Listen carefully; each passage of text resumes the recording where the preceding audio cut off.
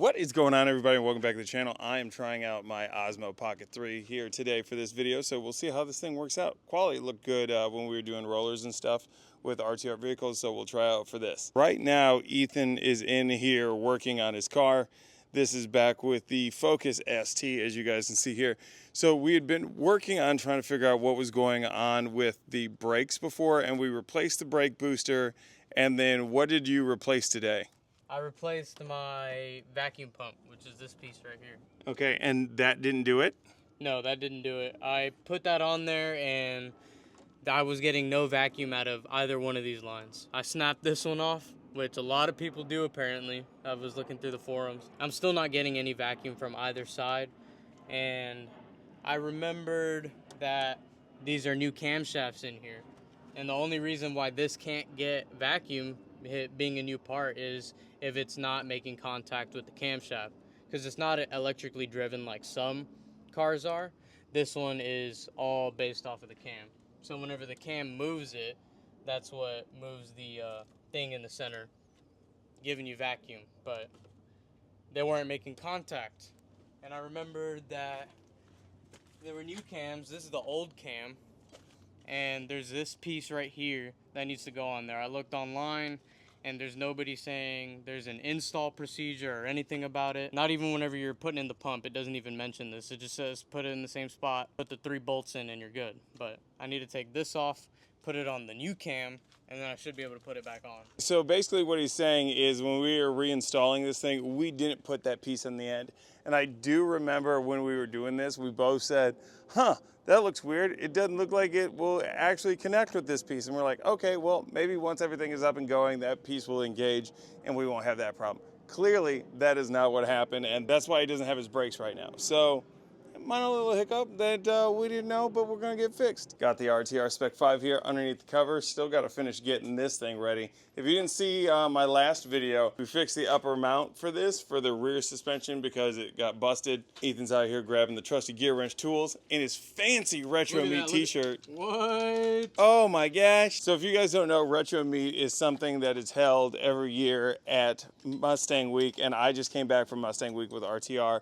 And Harris over there, he gave out some of these shirts to some of the participants and stuff. So cool design. Harris actually designed that shirt himself. So as you keep wandering back and forth between the driveway and the garage, what is it that you're actually trying to do? I'm gonna use this wrench right here to hold on to this, and then I'm gonna find a socket that fits on here, and I'm gonna ask you to take it off while I hold this in place. We really need to clean this garage. It's looking kind of trashy. But it is what it is, you know? Such is the life of Z-list celebrity YouTubers. I guess if we wanted to get stuff done quickly, I should have made friends with Chris Fix rather than that dude in blue. I don't think you're gonna be able to hold it still. Nope. There we go. Dang. Gotta put some weight behind it, bruh. This is the piece that we are missing. How did we not notice that was on there? I don't know. On the pump itself, it's got a little groove. I assumed that it would just go in here. I thought it was a little odd that this wasn't centered like how this one is, but I thought that it was just gonna work. That definitely goes in there, and then the pump hooks up to this and not the actual cam. Here's the new one. Very clean, you know? Oh yeah, sure as biscuits. There it is, it's missing. If you look at the seal, you can see how it's above and it's not flat. On my other one, and what other people go through with these, is they're known to leak oil.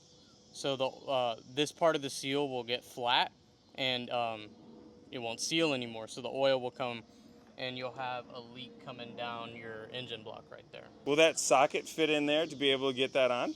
I hope so. This is a 29. Do we have to also worry about it shifting or trying to turn the... I don't know. I don't feel like putting the timing tools in there. I guess we'll see right now, right? It's crazy to think that that one little piece there that we forgot to put in was the problem for everything. But I mean, that's the way it is. We had never worked on one of these before until we cracked open this one. Every engine I've ever worked on was the first time I'd ever worked on one of those engines. So yeah, I mean, this one was no different. I read online, I saw a number. Don't quote me on this because I'm really not sure. But I don't, oh, it's still hot. But I don't think that it's supposed to be too terribly tight. But I guess we'll see if it comes out or not. So.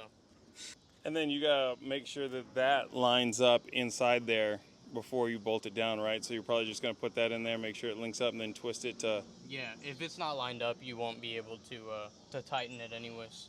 Gotcha. Yeah, I saw I watched YouTube. You know, gotta support other people, especially because I didn't know what I was doing. So I watched a couple YouTube videos and they were talking about lining it up. And I thought that they were crazy because I was missing that black piece and I was like, there's no way those two are touching. There we go. So now I've got that in there, it's free spinning and I can line up the screws. You gotta hold it while you're putting it in or else it'll fall out. And then I would assume once you get this on here and fire it up, you can back this car up and you'd probably pretty instantly know whether or not it worked, right? Yeah, or whenever I'll turn it on, I'll put my foot on the brake pedal as it starts and then hopefully I'll feel it drop a little bit. So there's 2 bolts that go in on the right side, one right here and then one right down there. And then this is the hardest one to get to, but it's still very easy with an extension. These are an 8. Starting to sprinkle. Yeah. Felt rain. We're almost done anyways. This is a really easy job. It took me like, okay, that's the wind. Whew. It took me like 10 minutes to take all this stuff off. So everything that I took out was my intake box, and then of course this pipe right here. There we go. That's on there now. Be careful with this coupling again. I broke it, and this is a Ford like special piece right here. I snapped it off right here, and it's very hard to find. You have to go to dealership, and they only sell it with the whole line. So it was like $120 to get it. Plugs in just like that. You hear the click. That's in place, and then this goes right through here, a little rubber piece, and this one goes right through there. And I felt a drop. Finally. It has been so long that this engine has been running and I have no brakes. And I am touching the floor right now, so that's a good sign. We're still rocking the tape on this because we have not really worked on the wide body at all.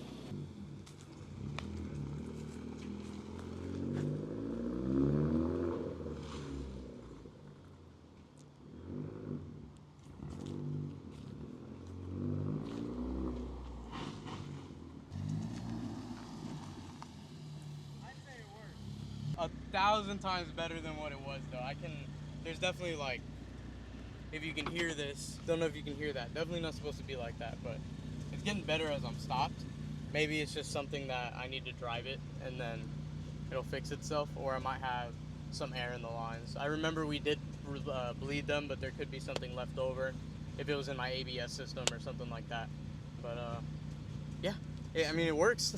You guys should definitely like, subscribe, and if you want to tell me what I did wrong or what I did right, or you know, if I just think I'm like super cute or something, go ahead and leave a comment. You know, I'll be really cool. Boom.